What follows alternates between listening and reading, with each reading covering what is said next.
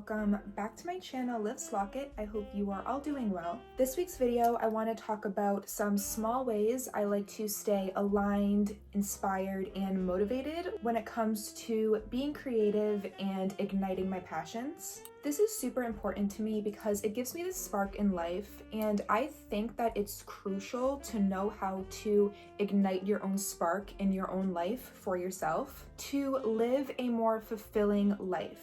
Because at least for me, it is how I am able to fill up my own cup first. I think it's too easy to get lost and caught up in the regular, mundane, day-to-day life, especially if you work a job that's not necessarily fulfilling, or if you're in a location that doesn't speak to you, or if you're just not exactly where you want to be at in life. The day-to-day life can start to feel underwhelming and almost robotic. I know in the past I have felt that way, and I am a very passionate person. So I am someone that needs passion and the spark in life to feel happy and fulfilled. And there are small ways that you can incorporate this, I've found at least. So today I'm specifically talking about some small ways I like to add the spark in my life. I narrowed it down to a few to avoid this video being too long, but if you guys do enjoy this video, I can do a part 2. And with that being said, we will get right into the video. Okay, so the first way that I like to stay aligned is what I call my morning coffee book time. 8 out of 10 times in the morning, I have a designated book that I read while I sip on my coffee. I do this 8 out of 10 times. And I say 8 out of 10 times because this is not supposed to feel like a job. It's not supposed to be stressful. It's supposed to be an inspiring and motivating way to start most of your days. So what is morning book time? I choose a book that will specifically help me grow or learn in some way. So I started this with my tarot book, and this is the Big Book of Tarot, How to Interpret the Cards and Work with Tarot Spreads for Personal Growth. And then the last book that I did was The Creative Act by Rick Rubin. Highly recommend both of these, by the way. And now the book that I'm currently reading in the mornings is Women Who Run with the Wolves, which is also absolutely amazing. And I want to tell you why I love this practice so much. So one, there are so many books that I want to read, and this allows me to be able to read more than one book at once while keeping it a little bit more structured and consistent.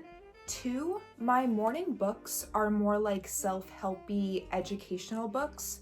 So I like to read those types of books in small doses because it's easier to digest. And something that I find fascinating is I find when I'm reading these pages in the morning, no matter what book it is, it feels like no matter what I'm reading at that time, it's like divine timing. Meaning like the passage that I'm reading is oddly very aligned with where I'm at in my current life. And it feels like I was meant to read it at that time. Similar to when you get an oracle card and it like speaks to your life. I feel like the universe is always speaking to us, and I think that that's kind of one of the ways the universe speaks to me now, just because I've noticed it so many times.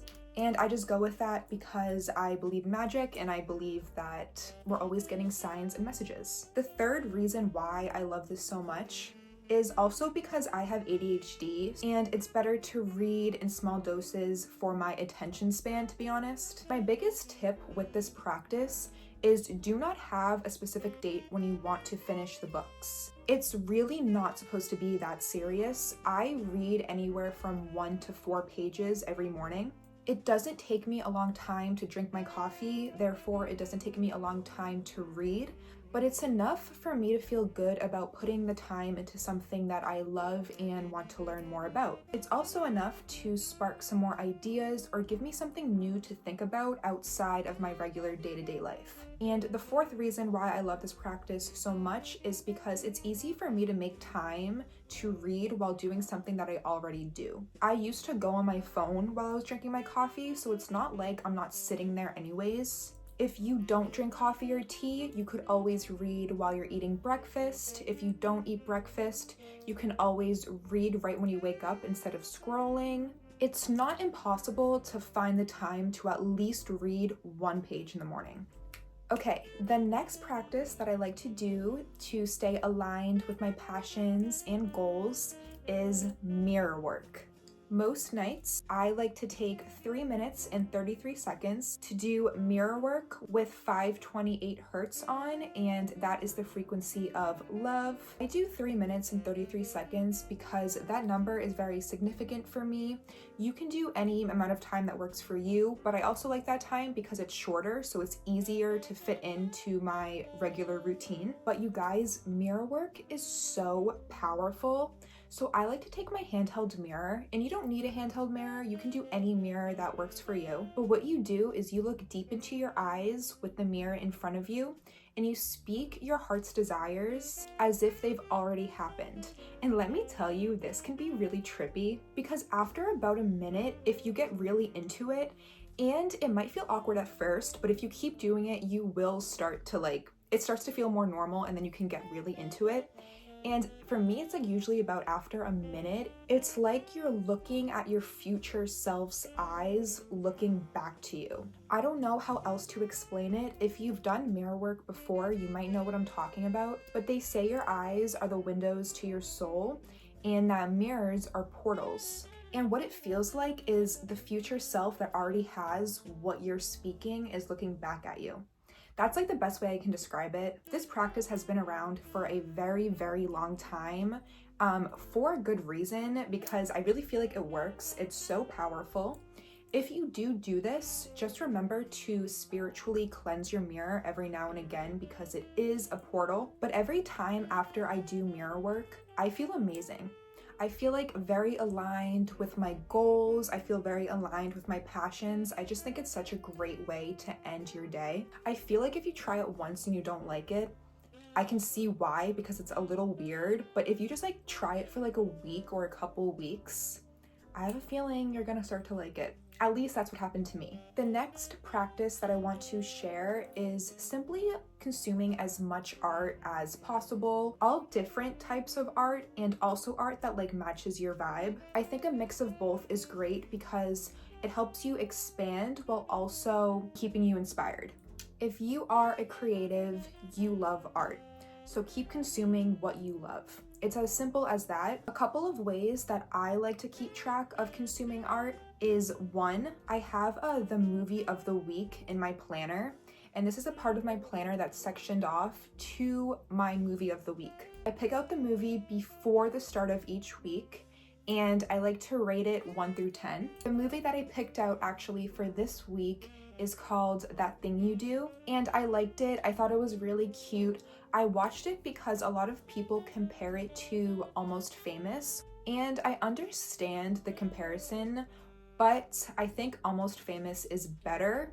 Even though I did like That Thing You Do, I rated it 7.5 out of 10 stars. Another way I prioritize consuming art every day is similar to my coffee morning book time, in the sense that it's combining something that I already do with reading. So I go to the gym most weeks, Monday through Friday, and then after the gym, I go into the sauna. And I love the sauna. I love to be hot, and that's my reward for working out. That's the way that I view it. And I stay in the sauna from anywhere from 15 to 20 minutes. And I used to just kind of sit there and stare at the wall. But now in the sauna, I read my main book. The main book that I am currently reading is called The Road to Woodstock, the main man behind the legendary festival, Michael Lane. Oh my god, this book is so fascinating. I don't want to get too much into it right now because I want to save it for a different video, but this is the book about the man behind the legendary festival Woodstock, and it's basically about Michael Lang, who was just a stoner that had a dream. And it's just so fascinating. I'm going to talk about it more in a separate video though, so I'm really trying to not go off, because I will. But my main books are just books that capture my attention more, something that I can consume in larger doses. My last main book was Daisy Jones and the Six, and the book that I'm going to read after I finish this book is going to be Practical Magic, which I'm so excited about. But I like to do this because if I can't find any other time to read that day, I at least know I have my sauna time. Now, that is something that I've customized to my schedule, but some other times can be your lunch break at work. It can be waiting for a ride. It can be waiting to pick up your kids, walking on the treadmill. Any in-between time, try to replace it with reading a fun book, at least every now and again. Because having a book that you can just get lost into is so much fun and it takes you out of reality. Some of you guys who consistently watch my videos might have noticed when I was reading Daisy Jones and the Six, like I made that a part of my personality, like the entire time while I was reading it.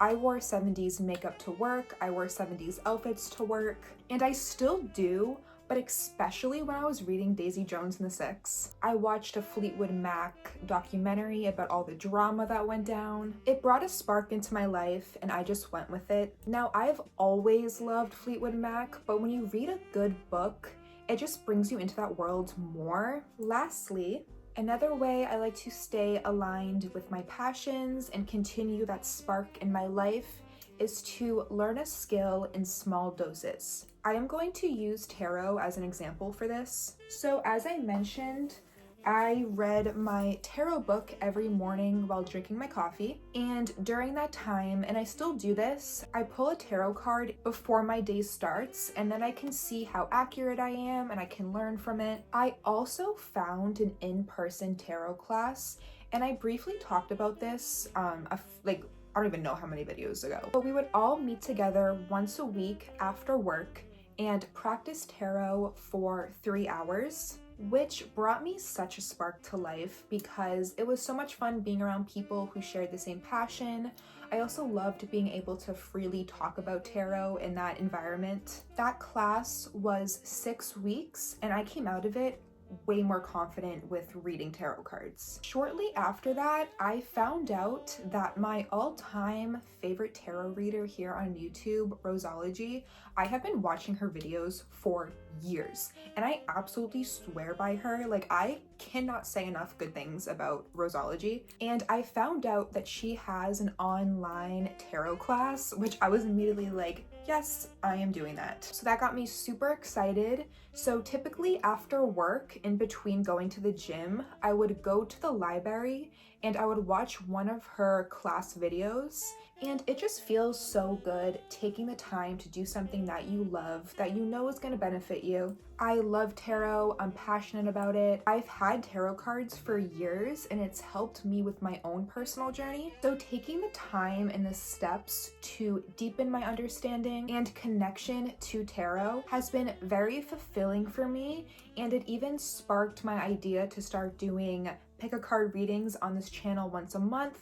And also, I'm learning a new skill that I started learning at the end of 2024 that I will tell you guys eventually, not now, but I'm so excited about it. And I just feel like you can never regret learning something. And even if you go to a course and you find out that it's not really for you, for example, I did a beading course and I had so much fun with it, but it wasn't really my thing because it just needs so much patience and like such a sturdy hand. But it was fun and I learned something, and it just, again, like it switches up the regular day-to-day.